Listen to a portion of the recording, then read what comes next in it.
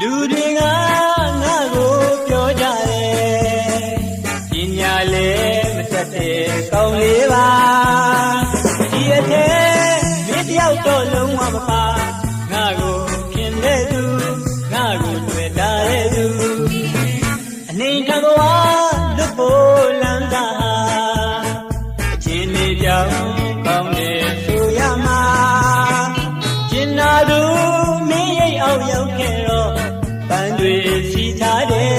လမ်းကိုသူပို့ရဲ့ဒီလိုနဲ့တစ်ပြေးပြေးတောက်ရောက်ငါဘဝရဲ့ရောက်ခင်ပေါ်က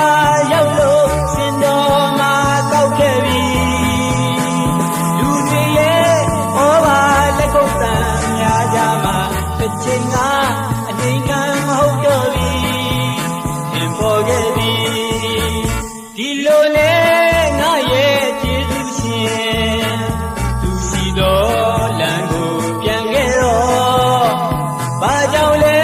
နှုတ်ဆက်ဖို့လုံးဝမမြင်အဝေးကိုထွက်သွားပြီတယောက်တကဘာတို့ဝေးသည်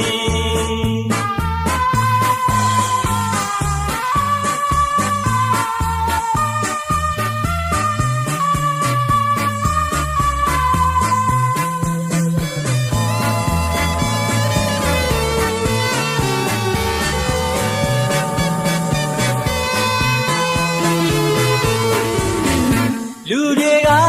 ငါ့ကိုပြောကြတယ်ပညာလည်းမတတ်တဲ့ကောင်းလေးပါဒီအထက်မင်းတယောက်တော့လုံးဝမပါငါ့ကိုခင်တဲ့သူ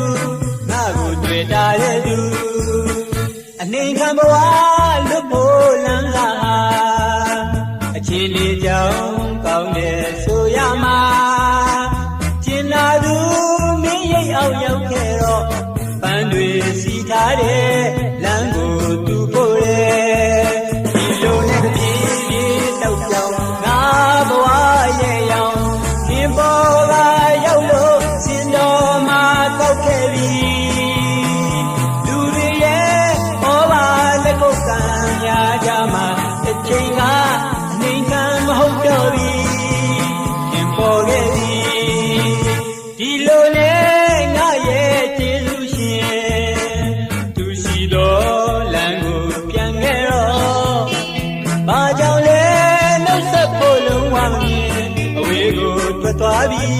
တယောက်တကဘာတို့ဝေးသည်